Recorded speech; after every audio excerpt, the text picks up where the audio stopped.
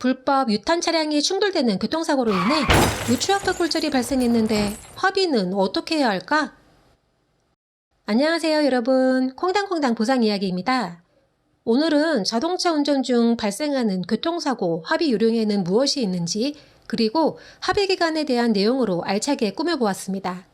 일반적으로 교통사고가 발생하면 가해자, 피해자가 차량에서 내려 도로에서 서로가 옳고 그름을 따지느라 타인의 차량 진행을 너무나 힘들게 하는 것을 자주 볼 수 있게 됩니다.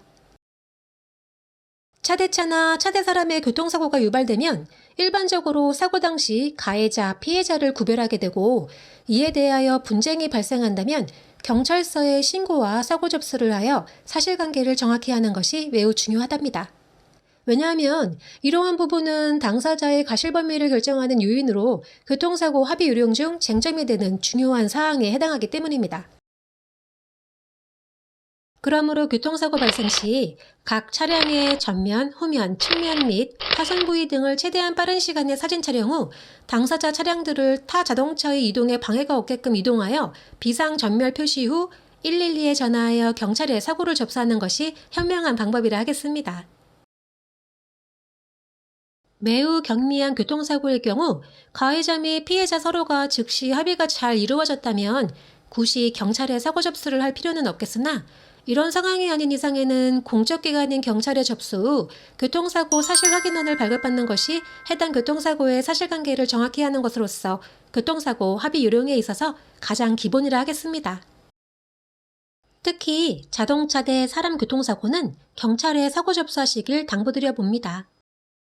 교통사고 사실 확인안은 사고의 일시와 가해자, 피해자의 구분, 그리고 사고 내용 및 사고 상황도가 요약적으로 잘 정리되어 있기에 당사자의 가실 책임 및 범위를 정의하는 데 있어 매우 요긴한 자료가 된다 하겠습니다. 또한 교통사고 사실 확인안의 발급은 근거리 지구대와 경찰서에서 본인 신분증을 지참하면 발급이 가능하고, 만약 거동이 어렵다면 인터넷의 경찰 민원 포털 민원.police.go.kr을 이용하여 공인인증서 인증과 함께 온라인으로 발급이 가능하겠습니다. 자, 그렇다면 교통사고 합의 요령에 대하여 알아볼까요?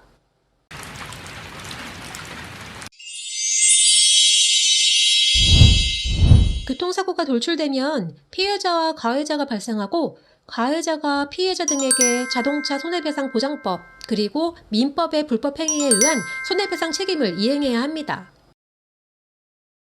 이러한 상황에서 가해자는 자신 등이 자동차 종합보험에 가입해 두었다면 가해자가 피해자에게 이행하여야 할 손해배상 책임이 자동차 보험사의 보상 책임으로 이전되고, 이 시점부터 피해자와 보험사의 교통사고 합의와 보상에 대한 언제 끝날지 모르는 분쟁이 시작된다 하겠습니다.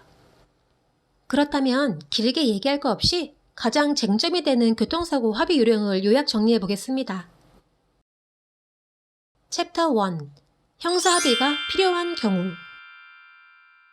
1. 가해자가 자동차 종합보험에 가입하지 않은 상태의 무보험차 사고로 사람을 다치게 한 경우. 2. 가해자의 뺑소니. 3. 피해자가 사망한 경우. 4.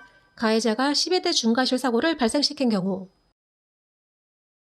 여기서 말하는 12대 중과실 사고란 1. 신호위반 사고, 2. 중앙선 침범 사고, 3. 제한속도 20km 초과가속 운전사고, 4. 앞지르기 방법 위반 사고, 5. 철길 건널목 통과 방법 위반 사고, 6. 횡단보도 사고, 7. 무면허 운전사고, 8. 음주운전 사고, 9. 보도 침범 사고, 10. 승객 추락 방지 의무 위반 사고, 11. 어린이 보호구역 안전운전 의무 위반 사고, 12. 화물 고정 조치 위반 사고를 뜻합니다.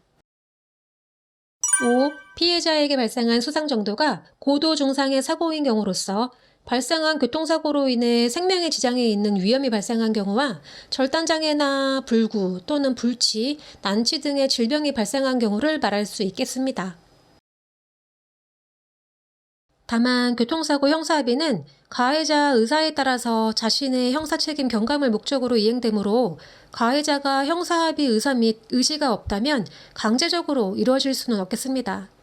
또한 가해자와 형사합의가 있고 금전적으로 결정이 된 사항에 대해서는 교통사고 합의 요령에서 중요한 부분으로서 피해자는 가해자에게 채권양도 통지서를 작성 및 교부받고 후일 보험사에서 법률상 손해배상금을 보상받는 부분에서 가해자로부터 위로금 명목으로 받은 형사합의금이 공제됨이 없도록 신경 써야 하겠습니다.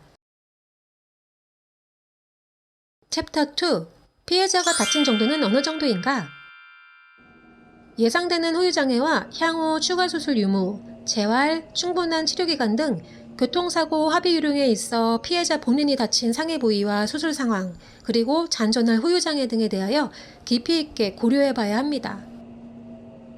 보통 사고 피해자들은 처음에 진단서 진단 주스만 보고 다친 정도가 심각하다 판단하여 교통사고 합의금 관련 보험금 보상도 높을 것이라 판단하지만 실무적인 전문가 입장에서 본다면 초진 진단 주스에 대한 교통사고 합의금은 크게 비례하지 않겠습니다. 그러나 진단서 내용에서 다친 부위가 경관절, 무릎관절, 손목관절 등의 관절 및 관절 근처 골절, 신경 손상, 앞괴 손상, 척추압박골절, 경막하 출혈, 외상성 뇌출혈, 미만성 식사 손상, 각 관절 탈구, 중추신경 손상 등은 후유장애가 남을 가능성이 굉장히 높으므로 실무 경력이 풍부한 전문가의 상담이 필요하다 하겠습니다. 또한 교통사고나 배상책임사고 등은 피해자의 신체적 문제만을 장애로 평가하는 것이 아니며 신체적 문제로 발생한 노동능력 감소를 백분율로 평가합니다. 예를 들면 피해자의 다친 부위가 다리 정강이표 중간의 간부 몸통 골절에 해당한 경우라도 해당 부위의 노동능력이 한정적 기간 동안 감소된다 할 것이고, 따라서 이러한 상황에서도 합의금 보상이 한시장애의 노동능력 상실률을 판단하여 그로 인한 합의금이 발생하게 되므로 이는 교통사고 합의 유령에서 중요한 내용이라 언급할 수 있겠습니다. 챕터 3. 사고 당시 피해자의 경제적 형실소득액 입증.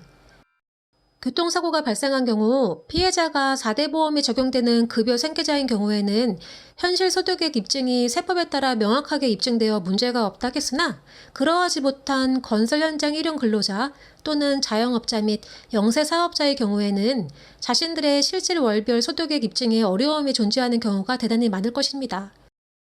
이러한 경우 사고 피해자의 사실관계에 따른 사업자 등록, 근무 형태, 매출 자료 등과 해당 업무의 능력 및 경력 등 이러한 모든 관계사항을 깊이 있게 조사 적용하고 건설업 임금 실태 조사 보고서나 고용노동부에서 공표하는 고용노동 통계 임금의 통계적 입증 소득액을 적용하겠습니다.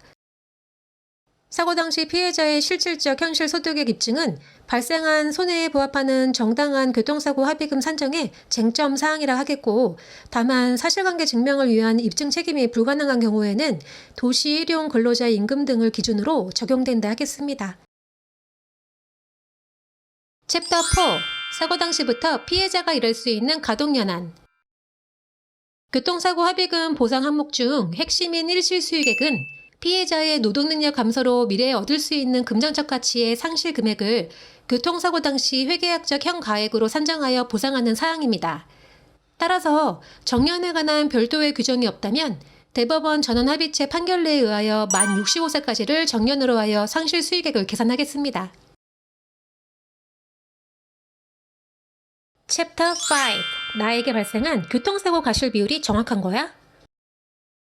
교통사고가 발생했고 병원에 입원이나 통원으로 치료를 받고 있는 상황에서 보험사는 가해자, 피해자의 과실을 언급할 수 있겠습니다. 피해자 본인이나 당사자들의 과실 비율에 의문점이 있다면 인터넷에서 손해보험협회 과실 비율 정보 포털에서 본인의 사고와 가장 비슷한 과실 비율 및 사고 유형을 참고하시면 이해와 도움이 되겠습니다. 챕터 6. 사고 피해자 나는 언제쯤 합의해야 할까? 그럼 교통사고 합의 기간과 그 합의 시점은 언제가 타당할까요? 추천드리는 합의 시점은 충분하게 치료가 이루어진 상태에서 더 이상 별다른 치료 효과를 기대하기 어려울 때 합의하는 것이 타당하다 사료됩니다. 너무나 빠른 교통사고 합의는 합의 시점에 예상하지 못한 후유장애나 질환의 발생으로 피해자 상태에 합당한 정당한 치료를 받을 권리를 잃어버릴 수 있고, 따라서 미래에 발생할 수 있는 후유장애에 대한 정확한 보상 처리가 이루어지기 어렵기 때문입니다. 일반적으로 후유장애의 감정 및 평가는 교통사고 시점으로 6개월 이상 경과 후에 이루어진다 하겠으나 당시 환자의 현 상태와 장애 항목 기준에 따라서 달라질 수 있겠습니다.